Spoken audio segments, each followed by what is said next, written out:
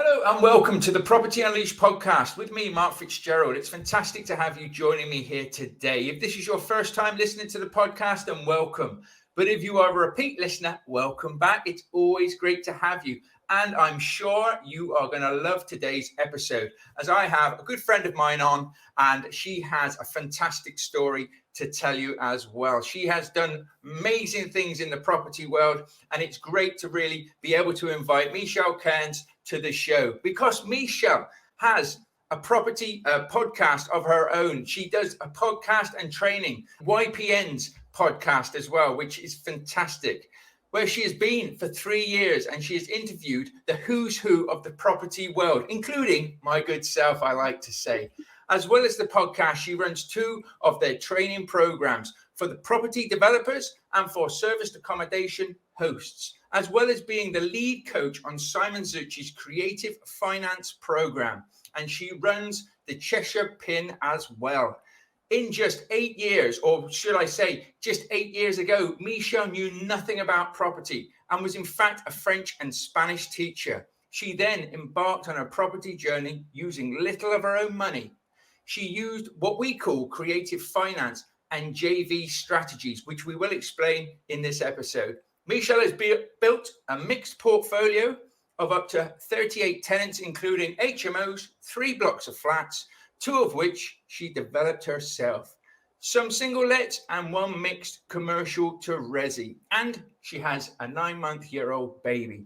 Crazy to see that she has achieved so much in such a short space of time. Welcome to the show, Michelle. It's fantastic to have you on. Hi, Mark. It's great to be on, and also it's good to be on the other side as well. I'm not always used to being interviewed. I'm always the one asking the questions. So yeah, it's great. And obviously, we did this the other way around, and I interviewed you not so long ago. So thank you for inviting me on. No, it's great to have you. It's great. It's always a joy to chat to you, actually, because, you know, when you're passionate about what you do and everything, which we both are, it's always a fantastic and exciting conversation that we have, because we've always got lots to tell and things. But yeah. Can you just basically, go back to the start, so to speak, and just tell us a little bit about yourself and really how you've got sort of started in property and everything, please? Yeah, so I guess, like as you said there in the intro, 8 years ago, I knew nothing about property. And do you know what? I actually knew so little about property, I'd be embarrassed to tell you how little I knew. But like, just, I'd never even I'd never bought my own home. I've always kind of traveled a lot across the world, rented. So I'd never bought my own home. I'd never even bought carpet or done a house up. I'd never bought a kitchen. So to go into the property world and, and just have everything from scratch to like how much a tap costs or how much, carpet costs. And carpet's expensive, right? Oh, yeah. Who knew? So yeah, it was a big learning curve for me. So yeah, as you said there, teaching French and Spanish, and yeah, just kind of well into the education world. And it was only because I came across Rich Dad Poor Dad, very cliche, I have to say, but it's true. That's what happened. Someone gave me the book, and I just thought, wow, this is like, how have I got to this age? And that was so I'm 40 now, so that was 32. 32 years old. Have I got to 32 years old and nobody's told me about this? Like, how is this even possible?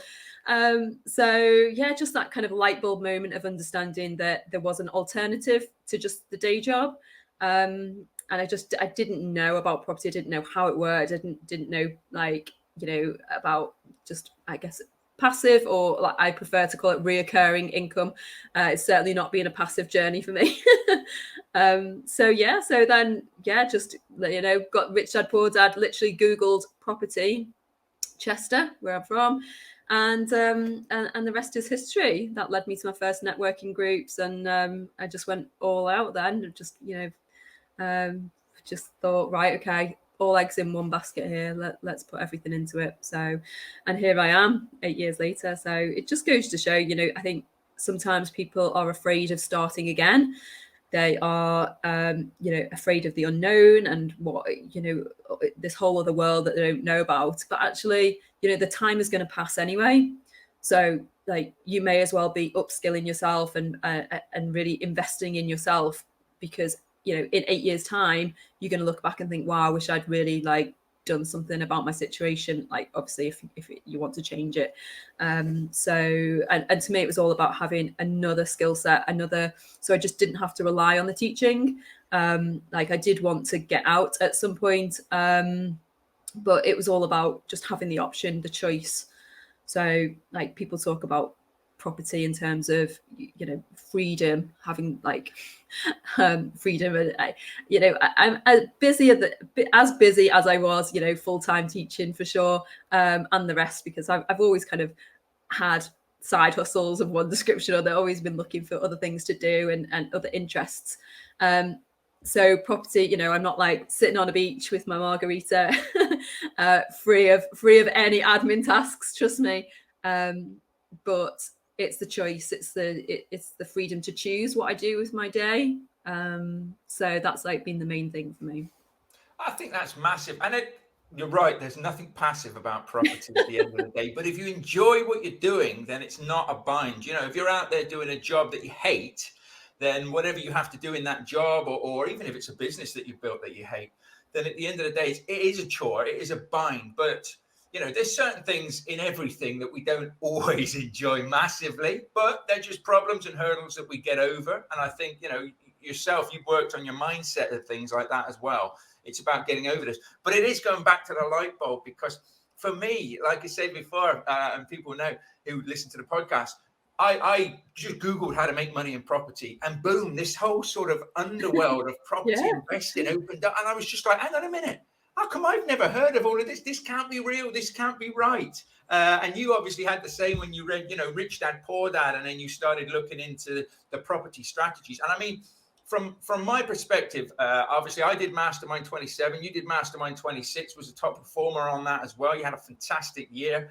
And that is where we first met and had a little chat and everything, when, two of the groups sometimes can get together in the evenings or are in the same vicinity. So people meet each other and just have chats and things. And it was nice to talk to you and sort of follow in your footsteps, so to speak. Obviously, we did different strategies, but we still did, similar things. But you were very much out there, doing JVs and getting creative with your strategies. So can you talk about sort of some of your first sort of strategies and the limited beliefs that you must have had when you were looking at property deals and potentially thinking, well, how do I get the money for that? Yeah, I absolutely did have all those limiting beliefs. And as you know, Mark, I'm a big fan of personal development, and have been in the Tony Robbins world back for, I don't know, it must be a good 15 plus years now. And so I was well aware of that. But, at the end of the day, you've got to just, it's all about what you do. So it's not just about kind of what you think, it's what you do with what you think. There's no point in thinking, okay, well, yeah, I know it's possible, but actually not having the courage to go out and speak to the agent, pick up the phone, send those letters. So, it's, in terms of starting out, I think I must have kind of just started out with the rent to rent, and I didn't really understand developing big projects. I didn't understand JVs and working with other people, and certainly not working with investors. That was kind of I don't know, I must have been kind of more focused on the detail and the learning part of it, and I must have just discounted it at the beginning of thinking, oh well, they're too big a project, I don't know anything about property, so I can't do that. And I must have thought, okay, rent to rent, I can get my head around that, I can see how that works. Okay, that's a good starting point for me. I think maybe just everyone drilled it into me that, it's a great place to start if you don't have any money. And I thought, well, I fit into that category, so I'll just start there. And so that was my focus, and it worked out great for me, because it really did get me sort of, it moved me along that, closer to leaving work. The first rent to rent I got brought in £500 a month. And it was, I remember thinking before I got it, when we were negotiating the deal, I just need my first one. I just need my first deal. And then it'll be real. And then then who knows after that. But I couldn't get my head past just that first rent to rent deal. So once I did it, I was like, wow, well, that was straightforward, dare I say easy. Why haven't I been doing loads of these? And and so then I kind of like went into it.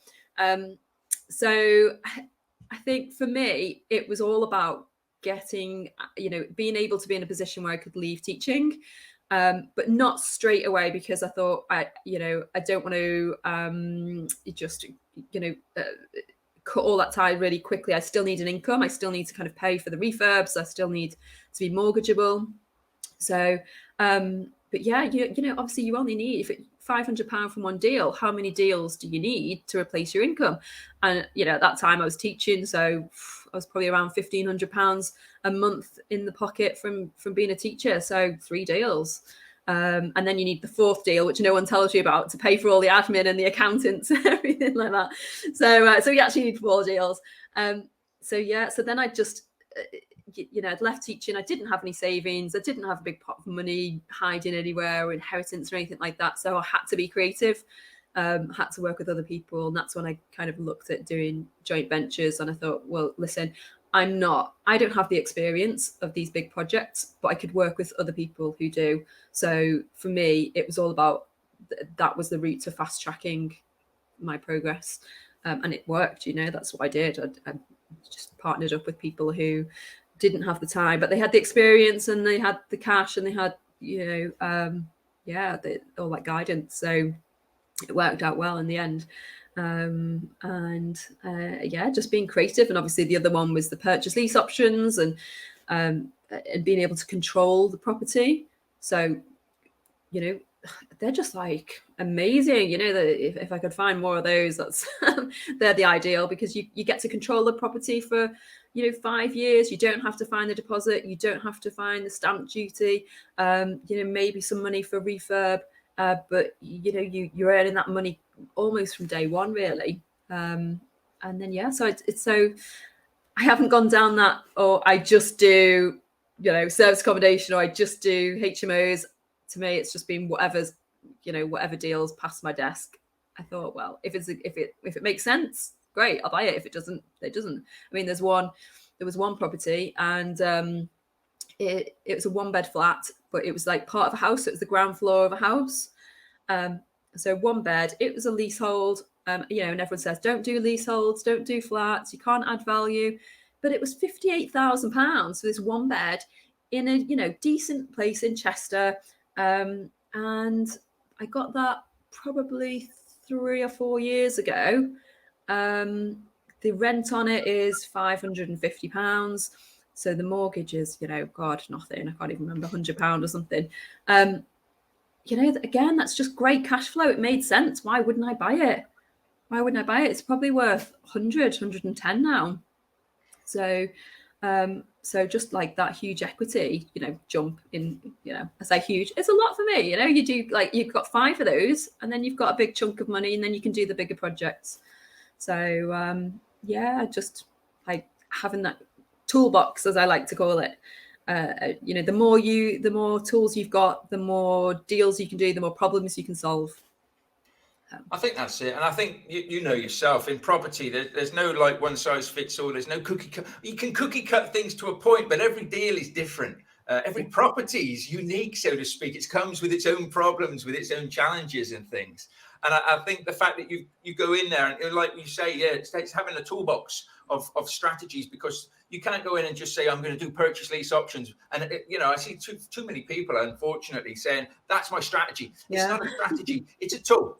Yeah. It's basically a tool. If you walk in there and it's right for the owner, it's right for the vendor, then you can use it as a tool. But you can't, if you go in there looking for it as a strategy, you're going to, don't get me wrong, there will be people out there that can do this sort of thing. But there's also going to be very hard going to sort of just have that one strategy, just be trying to go into every deal, trying to look for that. Yeah. You're so right. And that deal that I just spoke about there, that 1-bed flat, someone presented that to me as a purchase lease option. And then they said, oh, it doesn't work for us. We wanted to do it as a purchase lease option, but they just want to sell it. Are you interested? I'm like, hell yeah, I am interested. Why aren't you buying it? Oh, it's too busy, other things or whatever. So the amount of deals that I've converted because they've come to me in one form, they might have come to me as a purchase lease option, rent to rent, or just straightforward purchase. And I've tailored it to make it work for me. And and and work for the owner as well. So it's people have discounted it because they thought they were looking for one strategy when actually they've missed a huge pot of gold just underneath of what it really the potential of what it could be. I think also that comes down to putting yourself in the right environment. Because if you're in a very closed environment, or you're in an environment with people that don't really know what they're doing, so to speak, which is always good to expand your knowledge, expand your own learnings, because it's the best investment, as a lot of people always, but it is, because you then will, not only if you go for the right training, so to speak, and I'm not going to go into, you should buy this, you should buy that, but basically if you invest in yourself, make sure there's a community with that, of like-minded people who you can bounce ideas off of, who you can talk about, because that's one of the massive things is when you're looking at a project, you might be saying, I want to do this as a lease option, but I'm really struggling to find, well, have you thought about doing JV finance? Have you thought about partnering? You know what I mean? Somebody might back and you're like, oh yeah, that'll work. Right, I'll go back, because if you've already built up the rapport with people, with a vendor, with a landlord, then they're probably going to be more open if they like you, know, like, and trust you to some of these different creative finances. Whereas if you're just going in there saying, well, I'll buy it off you in 5 years' time, well, that's no good. I need the money now. Yeah. Like you said, the numbers stack. Do the deal. Do the deal, because, with property, you can sell it, you can keep hold of it. But I also think in your own portfolio, it's quite nice to have some just easy investments that you're absolutely. I never hear from that one, that one bed flat. It cost me about like $4,000 to do like a carpet, repaint a bit in the kitchen, and that was it. And she's been in there since day one. Happy days. Like, yeah, you want a couple of the bigger ones, maybe multiple units, HMOs, whatever format that comes in, rent to rent, purchase, lease optional, or purchasing, for the cash flow if you want to get out of the day job quicker, or you need to boost your cash flow income. But otherwise, I think, definitely have some simple ones in the background, because, it just, especially once you get, you get, I want to say you kind of collect properties, but you suddenly, you've got 10, 11 properties, and there's a lot of admin that comes with that as well. So, it's not, there's definitely a lot of kind of the boring side to property, which people don't see. And, I'm sure you're like me, Mark, you like the hustle, you like the kind of talking to the vendors and solving the problems and the deal negotiating, everything like that. But you definitely do need to kind of do your accounts, and you need to do the admin and that kind of thing. So it can get messy very quickly if you aren't kind of systemized and you are doing different strategies. So that's one thing I would say to people, is that just trying to set things up correctly from the beginning. And it's funny at the beginning, because you've got nothing and you think, right, okay, well, I need this fancy spreadsheet when I've got nothing to put in, or I've got one single let to put in the spreadsheet. But it's amazing how quickly, once you get going, that you can build a portfolio. And then you're so glad that you've done those, you had those systems when you look back. Because otherwise it's a mess, isn't it? Well, we as well, kind of scaling too quickly. Yep. It's got its own challenges. Yeah, I did that. I got 5 HMOs. All of a sudden, I sort of looked up and thought, crikey, I need a hand with all of this. This is busy. This is busy. There's a lot of tenants now, a lot of properties. And like you say, you can never start, building in systems and setting yourself up correctly too soon. Have it there. And like you say, even if it's a spreadsheet with one thing in it, but just make that a habit of checking on that one thing, making sure that you're keeping copies of your receipts, even when you're starting out. And maybe you don't want to pay an accountant or a bookkeeper. Of course, you don't when you start out. Yeah. But later on, as long as you've kept it all in a safe place and kept it organized and kept it easy. And it is easy at the beginning. It's so easy. You think, oh, I'll do that later when I've got some more things. But you're not. You're going to be busier then. And like you say, I love getting out there. I love negotiations. I love doing the deals. And then I love filling the deals, making sure that the money's rolling in. And then I'm always looking for the next deal. But like, hang on a minute, the day-to-day needs to run now. And that's why, I set myself up. I always wanted to be a business, and it's nice to have people in the business now that can do the viewings, that can sort out the maintenance issues, and of course a team around you. And I know you're very big on that as well. And you were working with virtual assistants probably earlier than a lot of people that I've seen before. But you've done very well with that, haven't you? Yeah, well, I tried to listen to people who were further ahead of me, and I saw either the complete mess they were in, and they created another job for themselves, and they were just pulling their hair out, or people who actually had it under control. And I was like, okay, what's the difference here? And anyone who like came to speak at a meeting or anything like that, where I could see I guess they had the results that I wanted in the future. I was like, I'd always grill them. What's the one thing? What's the thing that I should be doing? And it invariably came out that have a team in place, your virtual assistants, and also get your accounts in order. Get your your bookkeeper, your accountant.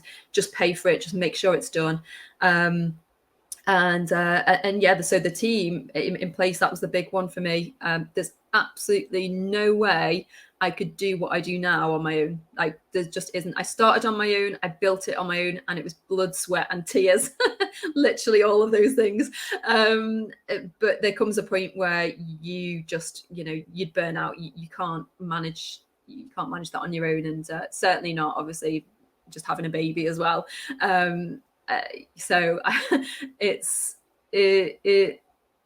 you've got to kind of think, well, am I happy with just a couple of single lets? If you are, that's fine, and you can certainly manage that on your own. But actually, if you want to continue to build a portfolio long term, and also, who wants to do all the admin? Well, some people do. Great, if you want to do that. But also, is that the best use of your time? Would you rather be doing something else, something that kind of brings you more joy and passion and in fun, really, or just something that's a bit more I guess aligned to your purpose? And some people, that is this I want to say, like, some people enjoy the admin. I'm struggling here because I know some people do enjoy the admin, and you need to work with those people, and that comes down to understanding your own personality and understanding other people's, and how you can kind of bring that team together.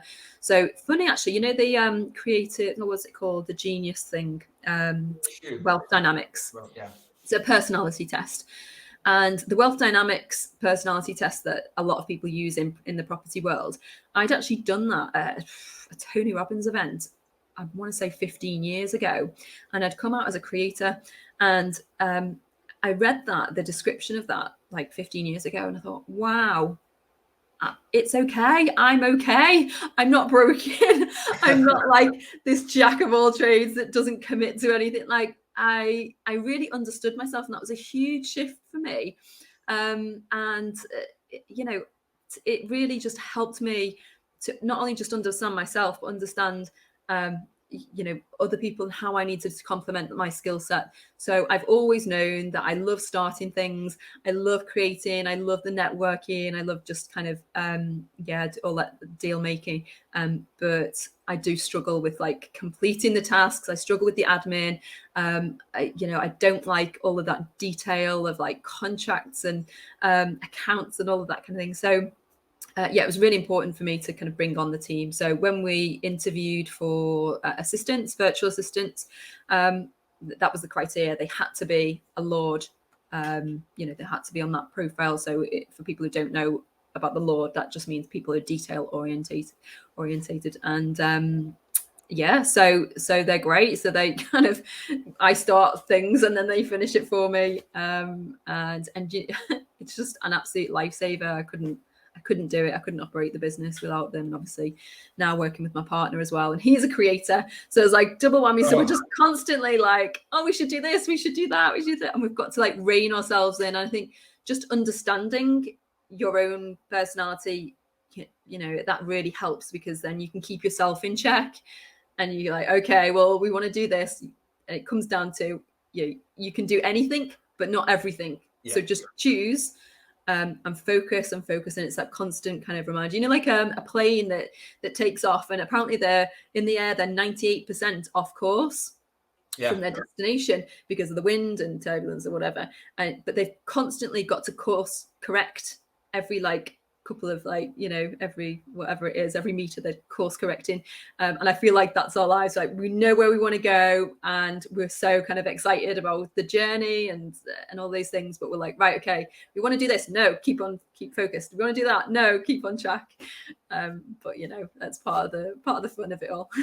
It's the old shiny penny syndrome, I always think, because there is so many different strategies and so many different things to do out there that it is very easy to go off course. And when I was building my rent-to-rent business up, all of a sudden I was looking at commercial conversions. I was like, I want to create that and make it into flats. And I was finding investors and everybody, well, not everybody, but my wife particularly said to me, just nail one thing. Nail one. And she is a lord, by the way. I've got my wife to do the test. Amazing. She's a lord. So she is all spreadsheets. She's happy behind a computer. She don't want to be in front of the camera or anything like that. Whereas I'm a supporter, so I'm a deal star and deal maker and everything. And I love it. I love being out there and everything. But like you say, it's knowing your strengths and knowing that you can do those other things. So you're not just typecast into that, but you know that you're not, like you say, broken. Because when I first read My Wealth Dynamics, my box was pretty much in the middle, but it was a little bit more supporter. But I've done it again since then. And that was, I think it was in the middle, because in my corporate job, I had to wear all the hats. I had to be everything because I was managing big production lines. But I've done it a few years afterwards, obviously being more of an entrepreneur and into the property. And it's all supporter now. It's all over that side. That's you're in your flow, aren't you then? You can do the other things, but like, why would you when you can just do the things that like you are your strengths and, just kind of help you kind of progress quicker and further and just more enjoyable. But it's understanding it as well, because when I read about the supporter thing, I was like, oh, that's a bit naff. And then I read it out to my wife and my mother-in-law, and they're like, yeah, that's you. That sounded like, wow, yeah, okay, fair enough, I can live with that. But yeah, it was brilliant. So how did you wind up then getting involved with YPN? So I did a mastermind a couple of years. It must have been about 6 years ago. Then I did a mastermind course with somebody who'd done the mastermind that we did, actually. So I did a 12-month program, and there were 10 people to start with, and we paid about £6,000. And obviously at the time I was teaching, so literally all my savings, and I just didn't go on holiday. I didn't have fancy cars, didn't do anything. Every penny was going into like educating myself and building that skill set. So that was a huge amount of money for me at the time. But so there was 10 people that started. There was about 5 or 6 that finished in the end. And it was really interesting. And I've made, in fact, 3 other people from that course I've stayed friends with since. And one of those people was Jane, who was the editor from the magazine. Okay. We kind of parted ways after the training, and she gave me a call about a year later and said, oh, got something I think you might be interested in. Do you fancy doing our podcasts for us, our interviews? And I was thinking, God, never done anything like that really, where it's kind of recorded and people are watching. And but so it was quite nerve-wracking. But obviously, the more you, like anything, the more you get used to it, the easier it becomes. And it's just obviously like really enjoy it now. And that's kind of led. The longer I've stayed with them, the more they've got me to do. I just keep saying yes to everything because I love it, and I've obviously got the portfolio, so I don't need to do it. But it's to me, it's like the dream job. Don't tell them this. I'd probably do it for free, to be honest, but don't tell them that. I get to interview. I get to pick the people that I interview a lot of the time. I get to interview the experts in the industry. Like, I do probably 3 or 4 interviews a week. I think 1 week, the busiest week I did 14 interviews in 1 week. It's crazy. So over what is like 3.5 years now, it's absolutely just kind of skyrocketed my learning curve and just my understanding, because any holes I have in my like property brain, if you like, I can just ask that question. And half the time I think, well, that's what people are thinking at home when they're listening to the interviews, because a lot of them are live. So I'm always kind of plugging those gaps in my brain of like, oh, okay, well, what about that and what about that? And do you know what? It's really interesting to just watch, to see the patterns again. So I'm always on the lookout for what kind of is a common denominator, what patterns are there, and what just like pulling out like a sponge, really. What can I learn from all these people? Going back to kind of being the creator. So I do a lot of the partner webinars as well, where they're promoting different products and different training courses, and everything from we do one on crypto, and we do commercial, we do service accommodation, new build, like absolutely everything. And I come away from each one thinking, I really, really want to do that. That sounds great. So again, I have to kind of like be focused. But it's really interesting. And so from that, what we can pull out from that is that each strategy works, right? So absolutely, you can make any strategy work. It's all about finding the right strategy for you, and and just like you say, sticking with it. Get one under your belt, get enough money coming in, and then once you've made that work, decide, is that right for you? If it is, great, carry on. If not, then you can try something else. So yeah, it's working for YPN's been amazing, and I'm doing the training programs now, which is really interesting actually, because now it's not just about presenting and interviewing, it's more about understanding how to actually build that training program and how to help people on their journey. So it's more about the journey, supporting them. So we've got the service accommodation training program and the property development one, and it's seeing people at the start of their journeys and coming in at all different stages and what they need and how to support them. So obviously, background as a teacher, I can't help it. I have to be teaching in some kind of capacity. Teaching and coaching is what I've always loved. So it's absolutely a joy to be in that role, but in property now. So yeah. I always think it's quite fascinating, because we tend to get what we want in the sense that if we set goals out there and we actually, focus on those goals, make sure that we review those goals, but find out what our passions are as well. And if our passions can align with those goals, then it's even better. So where you found yourself being a teacher, which you love teaching, but you wanted to make sure you had security, so you got into property. Now you nailed property, but you've gone back to teaching, so to speak, in the world of property, which is absolutely brilliant. So two of your main passions now are in line, and it gives you the life that you want. Of course, it gives you the time freedom with your partner and your lovely little son.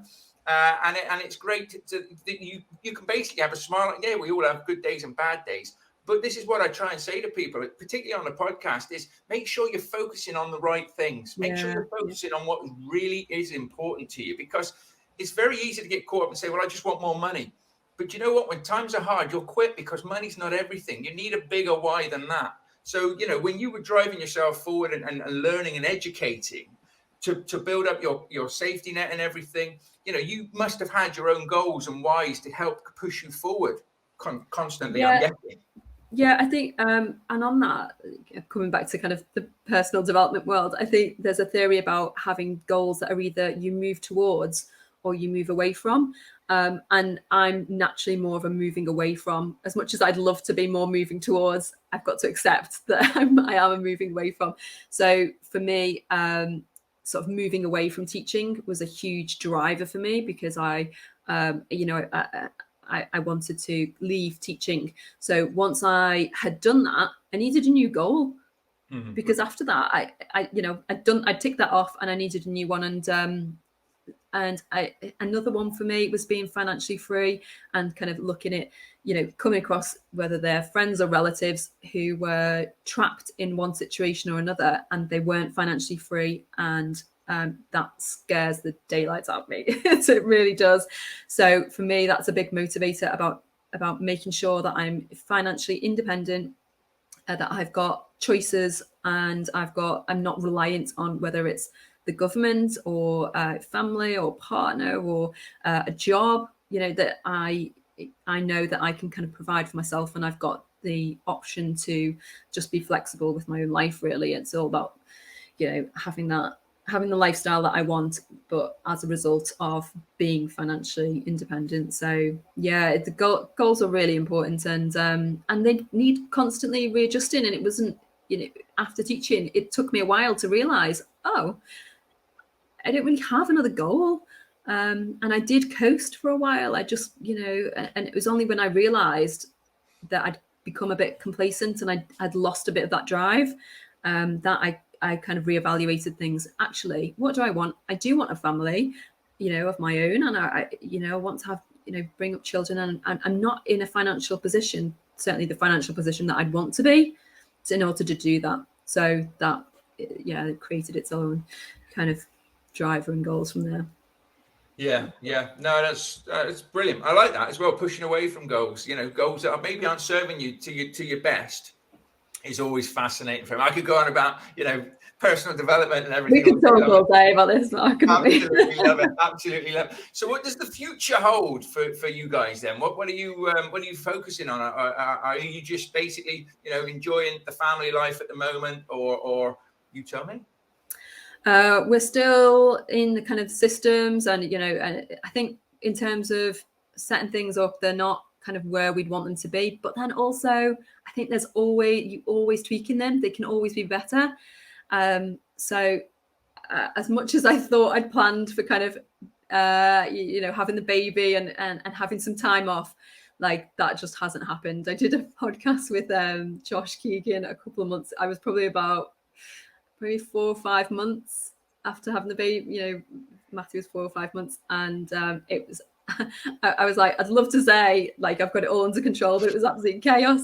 But it carried on, it worked, we had the team and we made it work. So I think at the moment it's about kind of systemizing, making sure that, especially obviously recession coming and people don't, we're not sure what that means at the moment for the property market, and be in a position where we can take on more deals if they come, but also making sure they're the right deals, and we're not kind of just exposing ourselves to too much risk there.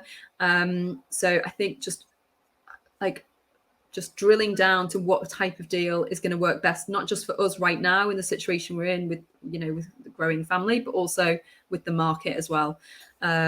So definitely, always on the lookout for another deal, ideally, a freehold block of flats. That's if one of those came across, great. Even single lets, happy with that. I would consider a HMO, but it's certainly not top of the list, and I'm not looking for them as much as they are exciting. And I like the kind of negotiating. There's a lot around, but so, and then working with the magazine as well, just having like their systems in place and just seeing kind of what happens in the background. So I guess it's more of a understanding about business, understanding about how they operate as a business, I guess. So it's like just a different take on the property world. So it's looking at the property world through a business lens, something like that. So yeah, it's really interesting, and who knows after that. So I think, just kind of calming everything down and just making sure that everything is systemized as possible. And then, just get to spend more time with the kids and just a bit more, I'm really into, obviously, like I said, the personal development world, and just getting more time to do like the fun things. I remember somebody saying, you know what, I can't even remember who it is now, but I must have met someone who they call their property business D&B property. And I was like, okay, what does D&B stands for? And they've called it dull and boring. And they're like, that's what you want. It's like dull and boring. And for anyone who knows, has heard of Keith Cunningham, who, Rich Dad, Poor Dad, well, he is the rich dad out of the story, Keith Cunningham. And I remember him saying, he just, you don't want like the super exciting stuff. The more exciting it is, probably the more risky it is. Yeah. So, you want just the dull and boring, the, just things that constantly kind of make money, the cash flow wise, but aren't too risky. So, I think kind of outsourcing as much of the dull and boring as possible so that I can focus on the fun stuff, right? That's it. I mean, the thing is, I don't know if you're like me, but I always say this. I want to systemize it, get it running for me in the background, and then you go out and find new ways to bring in more work, so to speak, to bring in more hassle, to then think, oh, I've got to systemize that. I mean, but it keeps us happy, it keeps us going. I think you do have to evaluate, because just because you can do a project doesn't always mean that you should. Yeah. I think that's, good to have in mind as well. And just, you don't want to end up and I'm just trying to be really conscious of this. I don't want to end up in a position where I'm outsourcing all of this stuff so that I can free up more time to do more stuff. Yeah. Like, I don't want to be really efficient. I want to be effective. I want to focus on like what it is like I really enjoy, really want to do. And that is like, you constantly have to kind of keep evaluating what you're doing. And the new deal comes up, actually, is this really what we want to do? Or even okay, we just need to go and do one viewing. Well, actually, do you need to do that viewing, or can get somebody else to do it? And then it's just avoiding all those distractions that take you away from what it is that you really want to be doing. So yeah, I've always got this question in my back of my mind of like, is this worth it? Right. Is this really worth my time? Is this like worth it? Because obviously, for anyone who's got a family, or you're like, okay, every hour that I do this is an hour that I'm not spending either on the family or something else that I enjoy, or whatever it is. So yeah, just I'm a thinker, as you can tell. A thinker and a doer, I like to think. It shows you're a thinker, and it shows I'm not, because whilst you've got that going on in the back of your mind, mine's basically hell yes or hell no. If it's anything else is hell at the end of the day. So I'm either all in or I'm not doing it at all. yeah, it's really interesting. Yeah, I remember the first time that we met on the mastermind. We worked in the bar, we had a drink in the bar, and we were chatting. And I thought, you obviously at the beginning of your property journey then as well, and just, I could see the passion. I could see like how committed you were. And I thought, you know what, like, this guy is going somewhere. He's, got a great energy to be around. And just you going back to what we were saying earlier about having that community, like, it's so important. I think part of you're like a very passionate guy anyway, but putting yourself in that environment where you're thriving just brings it all out of you, doesn't it? You're in that community, you've got like-minded people talking about things that are like important to you, and everyone's on the same journey. So yeah, that's just been a huge part of all of this. And obviously, like, going back to YPN as well, pulling all the threads together, it is a community, and that's one of the things I do love about it. And for anyone who's opened the magazine, all you've got to do is just follow 10 people who are in the magazine, and what you'll notice is that they're all connected. They're all, it's this very small world in property, and everyone's is like it is a very tight-knit community. And I love that. I love the transparency of it. I love being able to see the people who've lasted and stood the test of time. And just everyone's, I don't know, as much as I enjoy sitting watching Netflix, like, I don't want to just do that. I want to kind of do, like, just create something, and have a bit of a legacy to leave the family, I guess. I think that's my driving force at the end of the day, is to have something when I finally can't do much myself, so at least I've got some income coming in so I can be looked after nicely. Hopefully we get that far. And also then be able to leave something to my sons that isn't a massive headache for them. Do you know what I mean? It's something that can just be working for them in the background. I know we've spoken about this in the past, but I don't mind the HMOs. I don't mind the service accommodations, to be quite honest with you, because that's all the noisy stuff. And I know it's noisy, but I don't always own all of that either. So, I do a lot of rent to rents on all of that. Whereas for my own portfolio, I'm just looking for the boring stuff. Yeah. Apartments, single lets, little things that will go up in value, that will just churn over. People are happy to live in there and just work in the background. And I think once you've been in the HMO market and you've been in, all of the developments and stuff, you realize what goes into it. So you can almost, you can psych yourself up and say, right, I'm going to do this development now because I know what it's going to take. It's going to take this, blood, sweat and tears, but I'm ready for it. Yeah. Whereas when you're starting out, you don't. And so a lot of the time people can walk straight into it, smack them straight in the face. And they're like, hang on a minute, nobody told me about this. But you can't tell everybody everything, because all properties are different, as we say. You can't, I think it's really, I want to say, essential to have like a basic understanding. And you want to educate yourself as much as you can, so that when you do go into a project, you're going in with your eyes open as much as possible. But still, like, it doesn't become real until you apply it and you go out and get a project.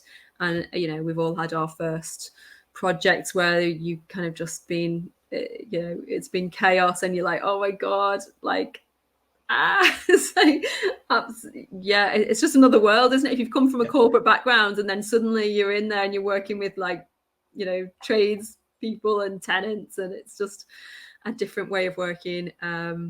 But hopefully, you cut your teeth on the first couple and then you understand what it is all about, and then it gets easier after that. But you've just got to stick through it. And I always thought, well, what's the alternative? I go back to just teaching and having a day job. Like, what is the alternative? No, I've got to make this work. I've got to get through it. And I think someone must have said to me at the beginning, these challenges are going to happen. Expect them to happen. Yeah.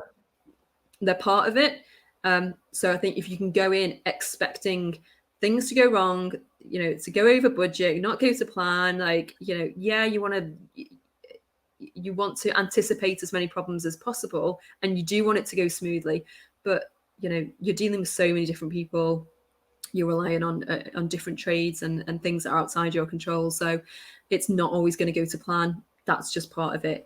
If it was easy, everyone would be doing it, right? So that's it.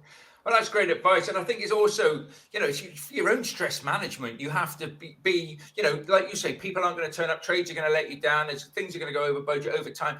Don't let it stress you out, because if you do, you will stress yourself out. And that's where I see a lot of people when they're getting involved in property or starting out or doing a couple of projects, they're stressing themselves out. It's just like things are going to go wrong. There's no always up trajectory. It's always going to go like blips and blops. And, you're going to have good days, you're going to have bad days and stuff like that. So no, that's great. Yeah. I'm conscious of it. Go on, sorry. No, I'm just saying, like, you do need to expect that, and going back to just surrounding yourself with people who've already been through it, who understand it, and you can take inspiration and you can talk to them. Whether that's a networking meeting, whether that's podcasts like these, where you think, okay, it's not just me. There are other people going through this as well, and they survived. It's all right. It's going to be okay. Definitely. So I'm conscious of your time and everything, but I do like to do a little quick fire round at the end. And I always say, you didn't tell me about this, Mark, because I'm interested in what people are doing and reading and everything. So what's the best advice you've ever been given, or advice you've been given recently? Best advice is you are the people that you spend time with. You become like Tim Ferriss's, someone said, you are the 5 people that you spend the most time with.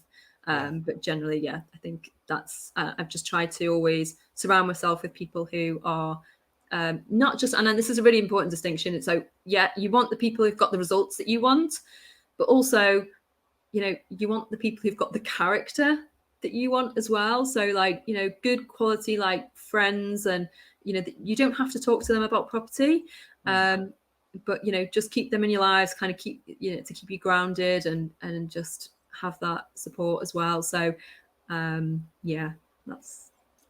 think that's great. I do actually. I try and be around positive people. Like you say, they can do all different professions. They don't have to be involved in property because of that, or even business. They can even have jobs, you know what I mean?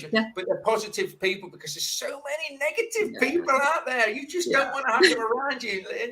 If you're really stuck with somebody that's negative, then you seriously kind of look at your situation at the end of the day. Sometimes you can't get rid of them. They might be they might be in your work situation or the family, and you can't get rid of them. You've just got to limit your exposure. And another great quote I like is like, stand guard at the door of your mind. Like, just really kind of protect what comes in, whether that's like from the news or whatever. Just like really be mindful about what's going into your mind, what you've been exposed to. That's good. We got 2 for the price of 1. So if we could sit down around a table with 3 people, dead or alive, anybody you like, who would you like to sit down and have dinner with and chat? Oh gosh. Who would I like? I think Tony Robbins has got to be up there. He's just been such a kind of huge part of my life through all, whether it's been his videos, podcasts, seminars. I've traveled all over the world to go and see him, so he would probably be really interesting. Who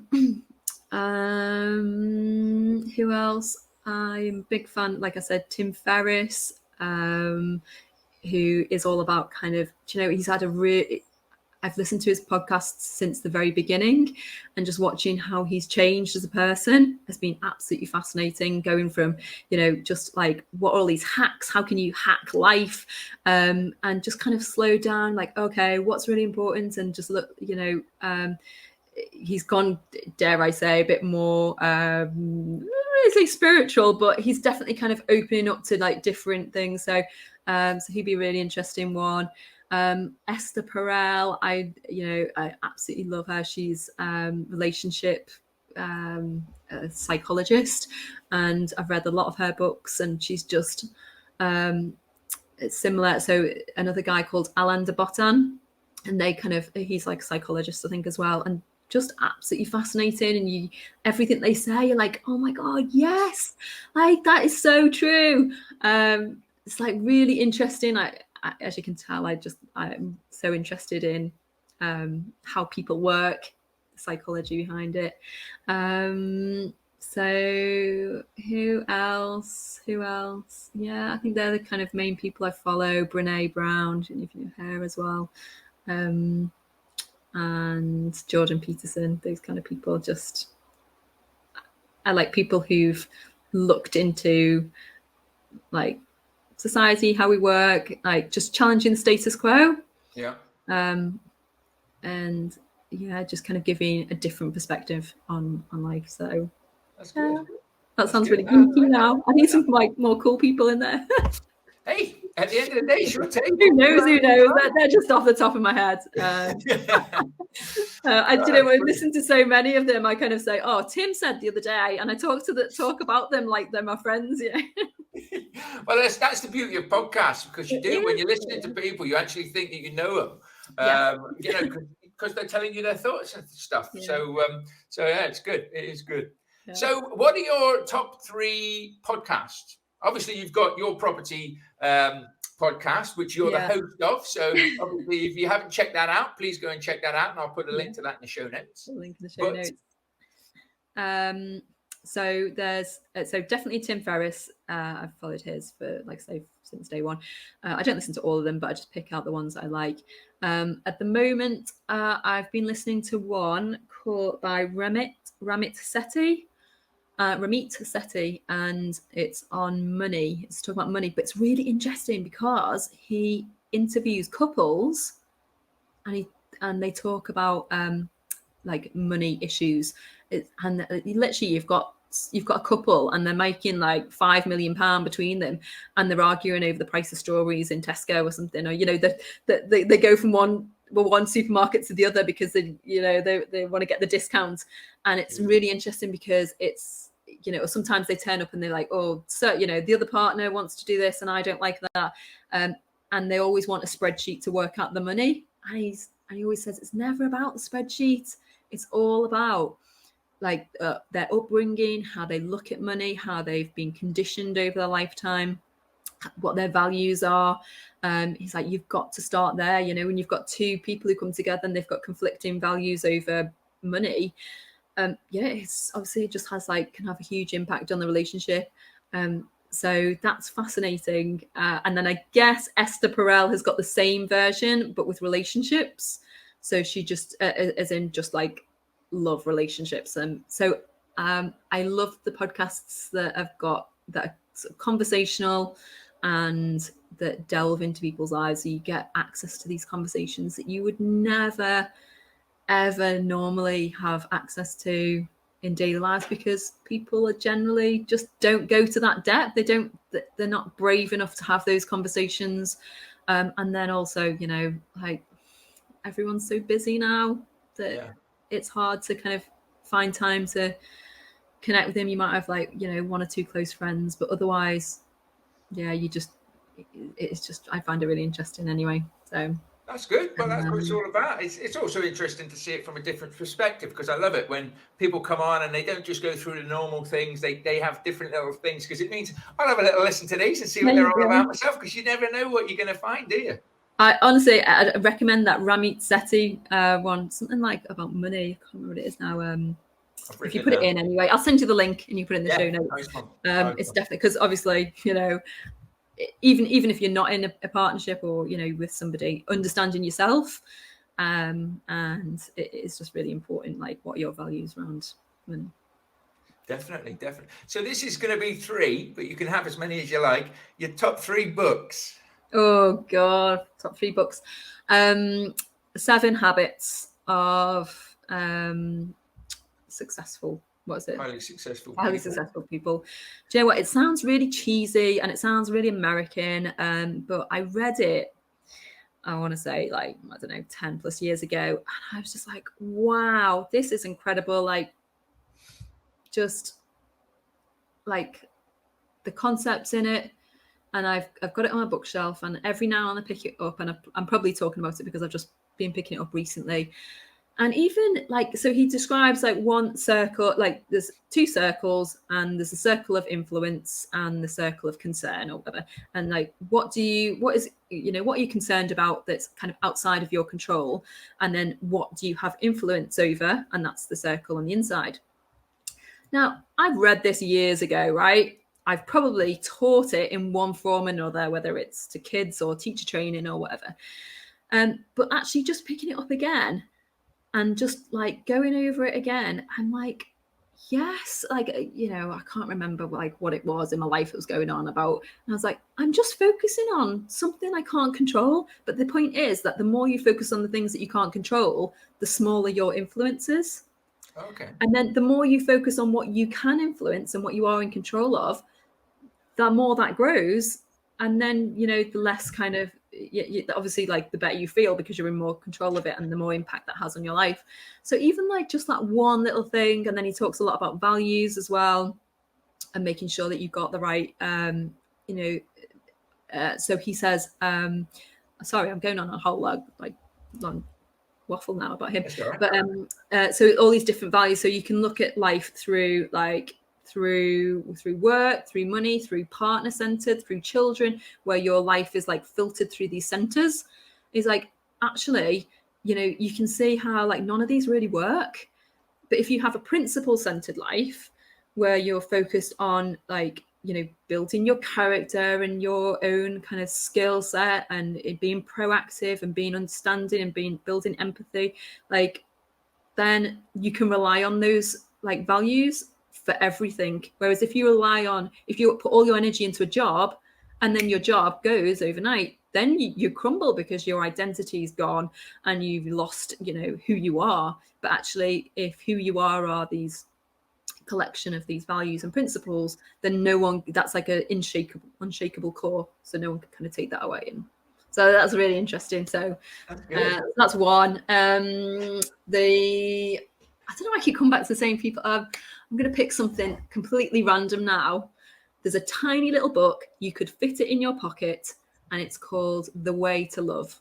Okay. And it, you kind of imagine it's about love, but actually it's about life, and it's about like dealing with relationships with anybody. And this tiny little book, honestly, has changed my life. It's from, oh God, I can't even remember who it is now. I want to say Anthony DeMello. The Way to Love. Anyway, I'll send you the link. Tiny book, completely has changed my life. If I ever get kind of stressed or get worried about anything, inevitably it's about something that someone has done or hasn't done, or a situation that's outside of my control, right? I go back to this book in my head and I'm like, you know what? It doesn't matter. Like, and I have this little chat with myself. I'm like, so that person has to do what you want them to do in order for you to be happy. Okay, that doesn't sound right. So that's the essence of that book. That's good. 1, 2, and the 4-hour work week is going to be like, that changed my life. Read that a few times, and that got me out of work when I was like at my most fearful about leaving the job. I literally have highlighted that book. I'd go back, I'd reread, like, what's the worst that can happen? Like, just fear setting and making sure that I really, it gave me the courage to do everything that I've done. Like, that's definitely one of the little like a pieces in the jigsaw. Yes. Like a Bible with a fire. It's a big book as well, isn't it? It is a doorstopper, yeah. But yeah, no, I Very enjoyed true. that one, particularly when I was coming out of the corporate world, because I found it very strange. You know, you might do yourself when you're teaching and things. You have your days are set out for you, basically, aren't they? But when you're all of a sudden then working in property or any other business sort of thing, you've got to control your days. So I still found that I was sat sort of down at a desk or whatever at like 9 o'clock. Yeah. Even though I used to start at 8, but you know, like 9 till 5 would be work time. And if I was out doing viewings, sometimes I thought I'm skiving here. Yeah. You know, it's changing You're that at lunch. mindset, isn't it? Honestly, you're at lunch with a friend and you feel guilty when Yeah. you might be working till 10 o'clock in the evening that night, but that doesn't count, right? Or you're working at the weekends. So Yeah. get a mindset change. Absolutely. And working with virtual assistants, that book really helped me get started as well. Yeah, no, it's really good. That's really good. Well, that's brilliant. Thank you very much. So if any of the listeners want to reach out to you or anything, where's the best places to find your good self? You know, I'm everywhere. So I just say wherever you find me, if you connect with me on like Facebook or LinkedIn, just send me a message to say I've heard your Mark's podcast, because otherwise, you know, it gets lost in the friend requesters and things. So just do say hello. And I think, Mark, you're going to put my link tree, like all my links in the bio. Yeah. If anyone's up and around Chester, then feel free to come to the Chester Pin meeting. You get a free first ticket into that. So use the voucher code MC for Michelle and Steve Cairns. And just come and listen to my podcasts as well. If you like this, I guess it's similar. Less waffle from me, though. More questions, less waffle. Yeah, well, no, it's been brilliant, absolutely brilliant, and I love the way you've elaborated on things as well, because for the listeners and for myself, it clears things up. People just say the name of a book or something, and you're like, well, you know, the way to love. I would have been like, well, but you've explained it in such a way now. I want to read that bad boy. I want to see what it's all about. Read it in like an hour. It's like really tiny little book, but just had huge impact on me anyway. So. Brilliant. Well, once again, thank you ever so much for coming on and sharing your story. It's been brilliant. It's always a pleasure to talk to you anyway. Likewise. And it's been great. Oh, thanks for having me on, Mark. Thanks for inviting me. No worries. So thank you very much for listening. I hope you've enjoyed this episode. And if you have, please feel free to like, subscribe, share it with anybody you think could enjoy it or will enjoy it. As always, keep focusing on your vision and your goals, and I'll catch up with you next week. Bye for now.